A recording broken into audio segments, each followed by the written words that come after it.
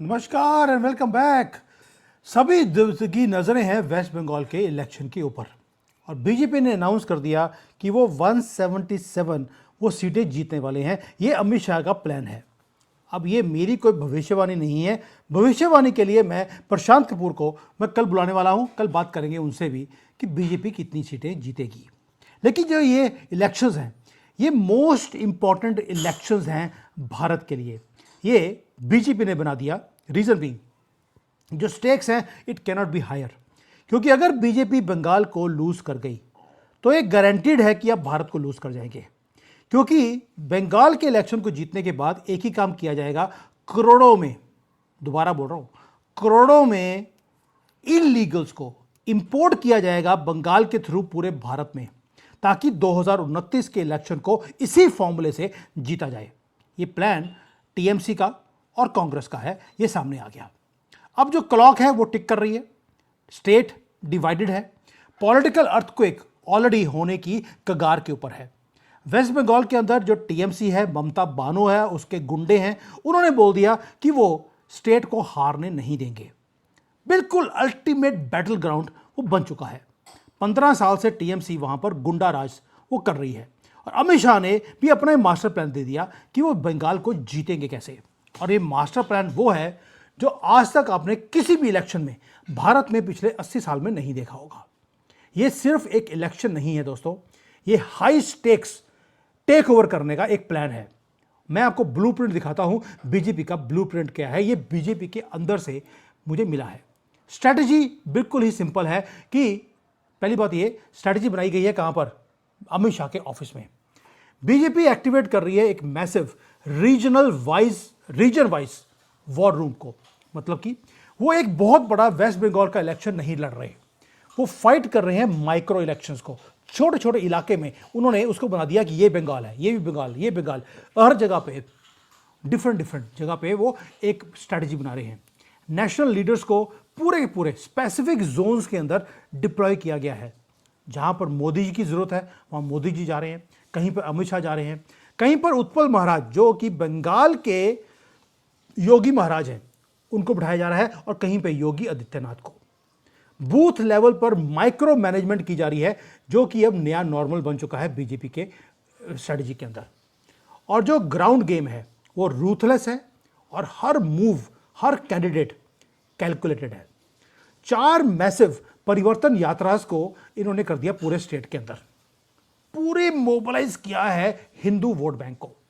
वो कवर कर रहे हैं 5000 किलोमीटर और हर नुक एंड कॉर्नर को टच किया जा रहा है। यह है पहली स्ट्रेटजी।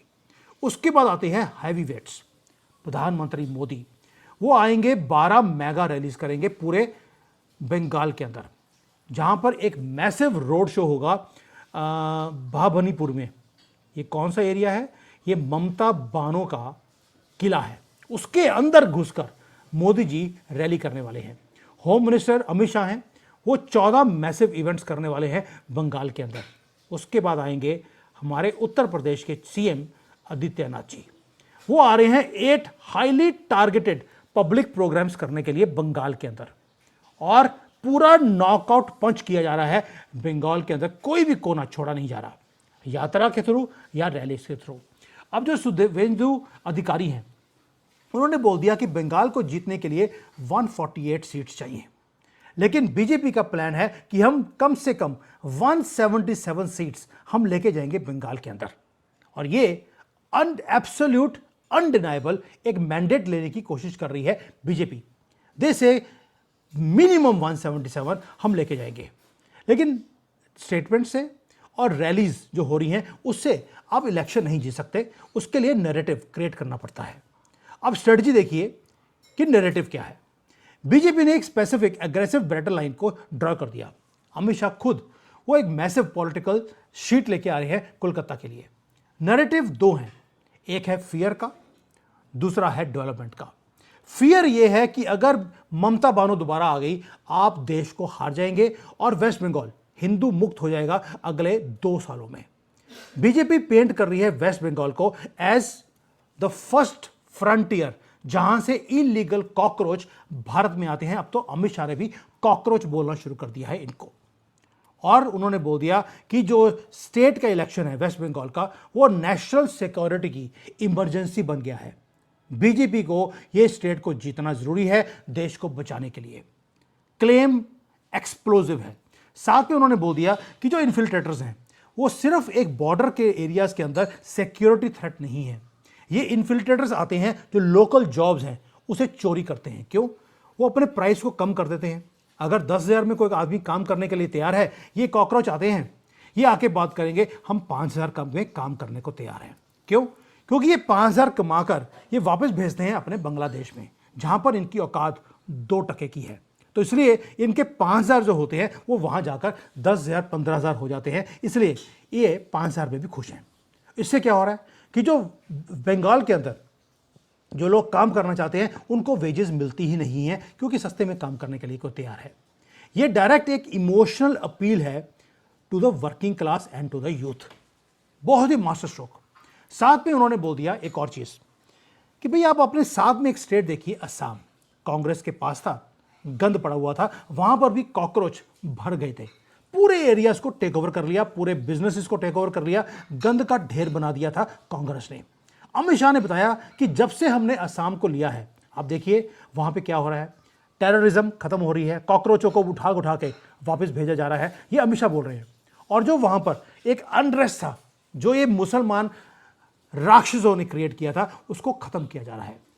जंगलों में पूरे एरियाज को टेक ओवर कर लिया था, वो सारे जंगल हमने खाली करवा दिए। गंदी गंदी मस्जिदें जहां थी, अमित शाह बोल रहे हैं, हमने तोड़ दिए। यानी कि वहां पर अब क्या हो रहा है, जब सारी ये चीजें सफाई हुई है, गंद के ढेर को बाहर निकाल दिया, तो $multi-billion के सेमीकंडक्टर के प्लांट्स वहां आ रहे हैं। वहां पर हेल्थ केयर का एक मैसिव हब क्रिएट किया जा रहा है। वहां पर डाटा सेंटर्स खोले जा रहे हैं। पिच बड़ी सिंपल है। बीजेपी दिखा रही है कि जहां पर हम आते हैं वहां पर इंडस्ट्रियल पावर हाउस हम क्रिएट करने की मुहिम को शुरू करते हैं। और जो जहां पर ये कांग्रेस आती है या टीएमसी जैसी पार्टीज आती हैं, वहां पर गुंडा राज शुरू होता है, वहां पर सिंडिकेट्स वो शुरू होते हैं, वहां पर आपके हक के पैसे छीन कर 20-20 बच्चों वालों को दिए जाते हैं ताकि वो इनको वोट करते रहे। अगर आपको बंगाल की पुरानी ग्लोरी वापस लेके आनी है तो आपको इंडस्ट्रियल सुपरमेसी वापस लेके आनी पड़ेगी, और ये काम सिर्फ बीजेपी कर सकती है। साथ में ये पिच के साथ साथ एक और काम कर दिया, उन्होंने पॉलिसी प्रोमिसेस भी करने शुरू कर दिए। अब मैनिफेस्टो देखिए कौन कौन से तीर निकाले हैं अमित शाह ने, मजा आ जाएगा। बीजेपी टारगेट कर रही है 2 वोटिंग ब्लॉक्स को, एक है विमेन, दूसरा है यूथ। यूथ का उन्होंने ऑलरेडी बोल दिया इन्फिल्ट्रेशन को बंद करेंगे, जो आ चुके हैं उनको उठा के बाहर फेंकेंगे, ये हो गया। दूसरा उन्होंने कर दिया एक और चीज, प्रॉमिस किया है हर लेडी को 3-3 हज़ार, और हर अनएम्प्लॉयमेंट का जो यूथ है उसको 3-3 हज़ार रुपए महीने के दिए जाएंगे। ये डायरेक्टली मैच करता है टीएमसी की वेलफेयर स्कीम्स को जो उन्होंने मुसलमानों के लिए ओपन की हुई हैं। हमने बोल दिया इंसानों को ये सारी चीजें दी जाएंगी। दूसरा एक और है, वहां पर जो ये डीए होता है गवर्नमेंट एम्प्लॉयज को, वो नहीं दिया जा रहा। एरियर्स हैं बहुत साल के, क्योंकि टीएमसी बोलती है उनके पास बजट नहीं है। बीजेपी ने बोल दिया कि जो आपके एरियर्स हैं गवर्नमेंट एम्प्लॉयज के डीए के, वो आपको दिए जाएंगे। ये एक मेजर अनरिजॉल्व्ड पेन पॉइंट है वेस्ट बंगाल के अंदर। और साथ में बोल दिया कि आपको याद होगा कि एसएससी की जो एक स्कैम हुआ था एम्प्लॉयमेंट का, उसके अंदर अब प्रॉमिस किया गया है कि ट्रांसपेरेंसी लिया जाएगा, और जो क्रूशियल जो ये लाइफलाइन है, विक्टिम्स जो थे उनको दे दिया कि 5 साल का आपको ग्रेस पीरियड दिया जाता है, ताकि जो आपका चांस मिस हो गया था मैसिव करप्शन के कारण, जहां पे सिर्फ मुसलमानों को भर्ती किया जा रहा था, अब नहीं किया जाएगा। यानी कि जो एंगर है, जो छोटे छोटे इश्यूज हैं लोकल पॉपुलेशन के, उनको एड्रेस किया जा रहा है ताकि वोटिंग ब्लॉक्स को मोबिलाइज किया जाए। अब विमेन है, यूथ है, इनको कवर कर लिया। उसके बाद आ गया सेफ्टी का इशू। बीजेपी एम्पलीफाई कर रही है कि यहां पर जो आपके जैसे आरजी कार है, कामधुनी है, जो मेडिकल के कॉलेजेस थे जहां पर लड़कियों का रेप होता है क्योंकि वो हिंदू हैं, प्रॉमिस कर दिया कि अब 0 टॉलरेंस होगी माफियाज के ऊपर। जैसे योगी जी वहां पे काम करते हैं, वही काम अब यहां पर वेस्ट बंगाल में किया जाएगा। गारंटी की जा रही है कि जिन जिन लोगों ने गंदे काम किए थे या करेंगे, उनको जमीन में क्या पताल में बैठे होंगे तो भी घसीट कर बालों से पकड़कर खींच के लेके आ जाएगा और उन्हें जेल में डाला जाएगा या लुल्ला को प्यारे कर दिए जाएंगे। मैसेज विमेन को क्लियर है, यूपी को हमने सेव कर दिया, वही चीज आपके लिए करेंगे। हम रूल ऑफ लॉ को वापस लेके आएंगे। बहुत ब्यूटीफुल पिच है जो समझ आती है विमेन को, because they are the ones जो सबसे ज्यादा दुखी हैं वहां पर। अब एक और काम हुआ, आपको मालूम है जो नॉर्थ बंगाल का एरिया है वो बीजेपी के गढ़ है। बीजेपी ने प्रॉमिस कर दिया कि जो वेस्ट बंगाल है उसको टीएमसी ने हमेशा ही बजट नहीं दिया, कोई डेवलपमेंट का काम वहां पर नहीं किया क्योंकि वो हिंदुओं का एरिया था। मुसलमानों के एरिया में हर चीज मिलती है, हिंदुओं को तो पानी भी वहां पे दिया नहीं जाता। अब बीजेपी ने बोल दिया कि अब जितनी भी सेंट्रल स्कीम्स है वो सारी नॉर्थ में लेके आ जाएगा। घर घर जो ये जल स्कीम है, हर घर जल स्कीम, वो लेके आई जाएगी। साथ में बोल दिया कि जो आपकी जो लोकल लैंग्वेजेस है जिसे खत्म किया जा रहा है ममता बानो की तरफ से, सिर्फ उर्दू चलती है, वो खत्म की जाएगी। अब जो रीजनल लैंग्वेजेस है उसको आगे लेके आ जाएगा। साथ में जो बॉर्डर एरियाज हैं उसे सिक्योर किया जाएगा और जो ट्राइबल्स हैं, गोरखास हैं, राजवंशी हैं, इनके जो वोट बैंक है उसको भी उन्होंने साथ में जोड़ना शुरू कर दिया। वी आर विद यू बहुत हैवीली मूव कर रही है ट्राइबल हार्टलैंड्स के अंदर, वो बेशक पुरुलिया हो या ट्राइबल हार्टलैंड्स हो।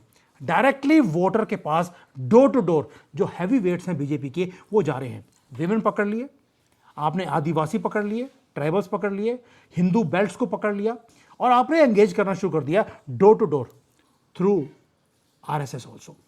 अब आप देखिए कि जो टीएमसी है वो क्या कर रही है। टीएमसी बोल रही है कि जी हमारे 1 करोड़ प्यारे गंदी गंदी ये जो टोपी और बकरी वाली दाढ़ी वाले हैं इनको आपने नाम काट दिया।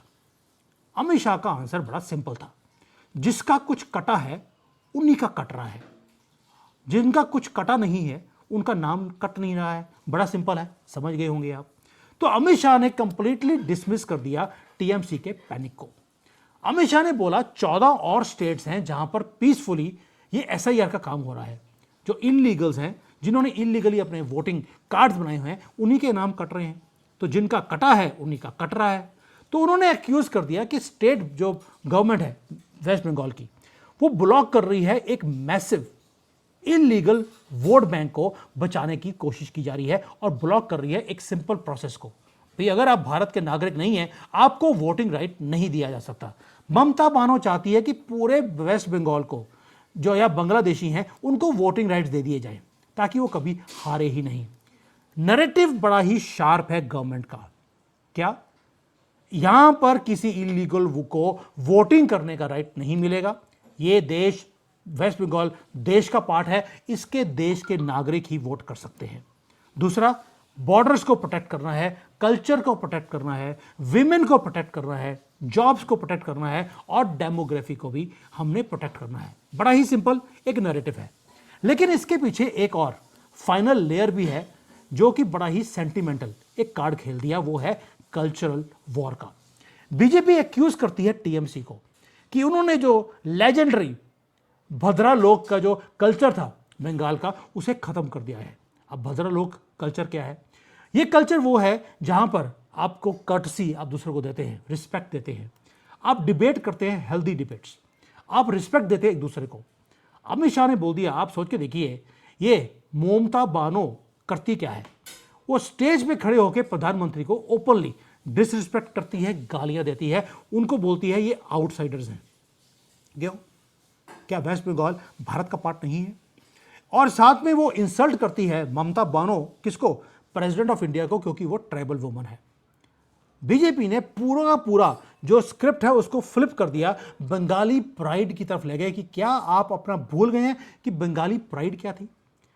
बीजेपी ने क्लेम करना शुरू कर दिया कि जो ये करंट जिहादन की एक रेजीम है वो बंगाली वैल्यूज को रिस्पेक्ट करती ही नहीं है, ना ही भारत की वो वैल्यूज को रिस्पेक्ट करती है। उसको सिर्फ गंदे हरे कलर के जो गंदा इनकी सोच है, गंदी बोली है, गंदी इनका खाना है, हर चीज गंदी है, उसको सिर्फ वही अच्छी लगती है। क्यों? क्योंकि वो वोट बैंक है।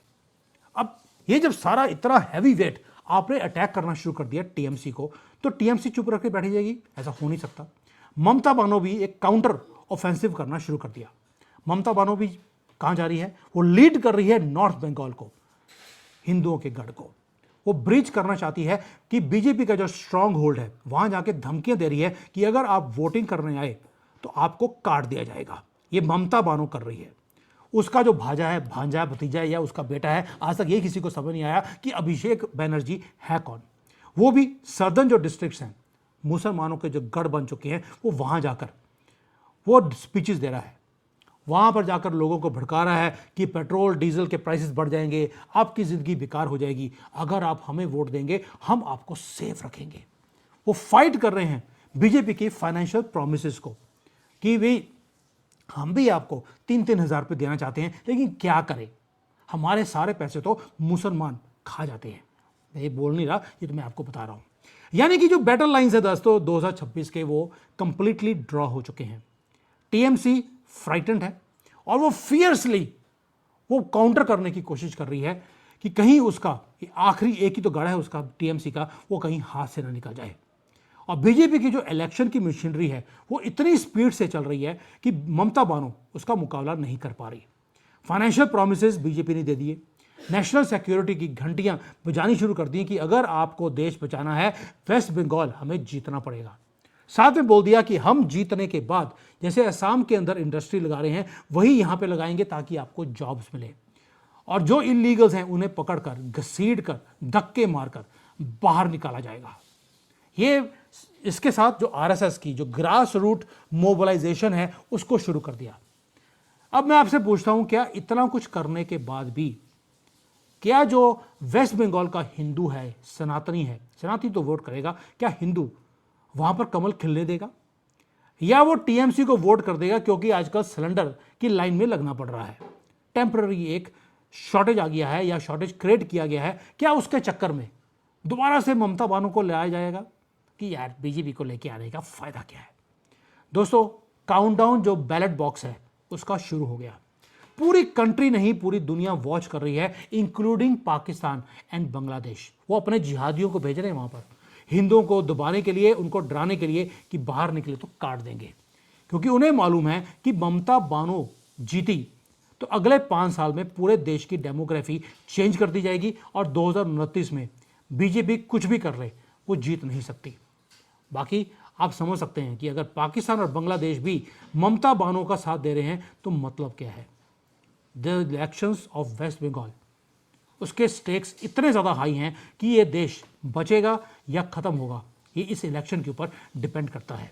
अब जो वेस्ट बंगाल के हिंदू है, सनातनी वोट करेगा उसको बताने की ज़रूरत नहीं है, जो वहाँ का हिंदू है क्या वो ममता बानो के 3,000 में खुश है या बीजेपी को बोलेगा 3,000 नहीं, थोड़ा सा और स्टेक्स इंक्रीज कर दो वरना हम कांग्रेस को वोट कर देंगे। इनका कुछ नहीं पता।